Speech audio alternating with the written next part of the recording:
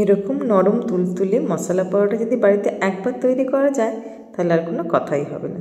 তার জন্য প্রথমে নিয়ে নিয়েছি আমি আলু সিদ্ধ করে। এখানে আমি 4টে আলুকে সিদ্ধ করে নিয়েছি।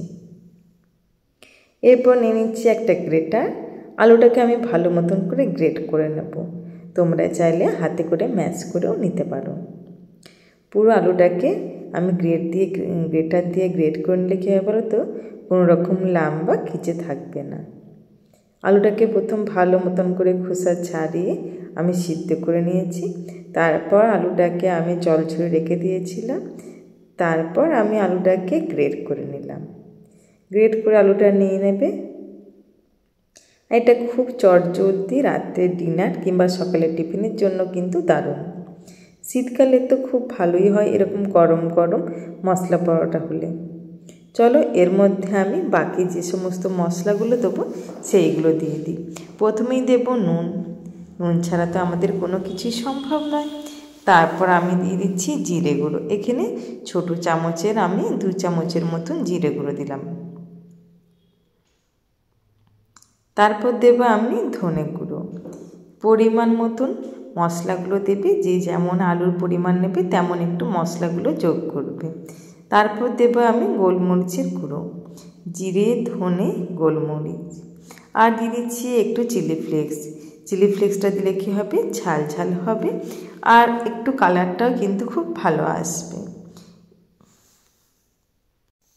এরপর দিয়ে দিচ্ছি আমি একটু কারি পাতা, তোমরা চাইলে ধনে পাতাও অ্যাড করতে পারো।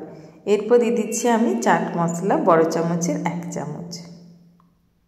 সমস্ত উপকরণগুলো দেওয়া হয়ে গেছে। এবার আমি হাত দিয়ে খুব ভালো মতন করে সমস্ত উপকরণের সঙ্গে আলুটাকে ভালো মতন করে মেখে নেব। আর অবশ্যই টেস্ট একটু চেক করে নেবে নুন বা মশলাটা পরিমাণ মতন হয়েছে কিনা। যদি আলুর মশলাটা ভালো হয় তাহলে পরোটাগুলোর স্বাদও কিন্তু বেশ ভালো হবে। আলুর মশলাটা তো আমার প্রায় রেডি হয়ে গেছে। তোমরা যদি কোথাও বেড়াতে যাও এই শীতকালের দিনে এরকম নরম তুলতুলে পরোটা করে নিয়ে গেলে না আর কিছুই লাগবে না ওর সঙ্গে খেতে, শুধুই খাওয়া হয়ে যাবে অনেকগুলো। চলো এরপর নিয়ে নিচ্ছি আমি ময়দা, তোমরা চাইলে আটাও ব্যবহার করতে পারো। এখানে আমি পরিমাণ মতো ময়দাটা নিয়ে নিচ্ছি। ময়দাটা নেওয়ার পর তোমরা কিন্তু আলুটা অল্প অল্প করে অ্যাড করবে। প্রথমে সমস্ত আলুটা অ্যাড করে দেবে না, অল্প অল্প করে অ্যাড করলে কি হবে বলো তো, যতটা প্রয়োজন ততটা তোমরা নেবে, বাকিটা রেখে দেবে।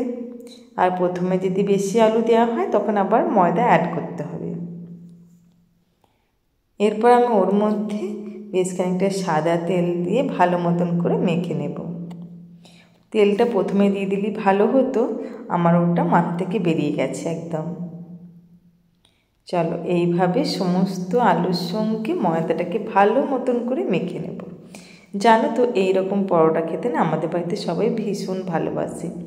আর খুব অল্প উপকরণে আর চটজলদি, সকালে হোক রাত্রে যদি একবার করে ফেলো সবাই কিন্তু দুটো বেশিই খাবে।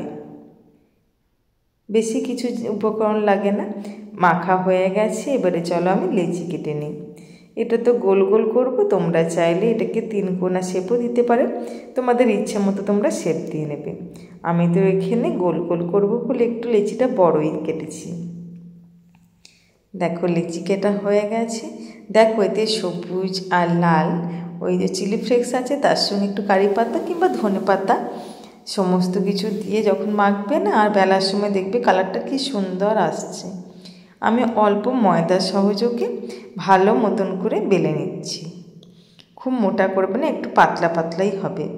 মোটা করলে অতটা ভালো লাগে না, একটু পাতলা হলে কী হবে বলো তো, নরম হবে। এইভাবে তোমরা রুটিও করে নিতে পারো কিংবা পরোটা। আমি তো অল্প করে সেঁকে নিয়ে অল্প করে তেল ছড়িয়ে পরোটার মতনই করে নিচ্ছি। তোমাদের কিন্তু এর সঙ্গে একটু যে কোনো চাটনি, ধনে পাতার চাটনি, কাসুন্দি কিংবা টমেটোর সস হলে কিন্তু জাস্ট জমে যাবে। অবশ্যই তোমরা বাড়িতে একবারও অন্তত তৈরি করে দেখবে। এরকম মশলা পরোটা খেতে কিন্তু সত্যি অসম্ভব সুন্দর হয়। যে একটা খাবে সে কিন্তু আর একটা চাইবে। তাহলে আমার ভিডিও যদি ভালো লাগে প্লিজ লাইক আর কমেন্ট করতে একদম ভুলবে না। আর চ্যানেলটি সাবস্ক্রাইব করা না থাকলে প্লিজ চ্যানেলটি সাবস্ক্রাইব করে দেবে।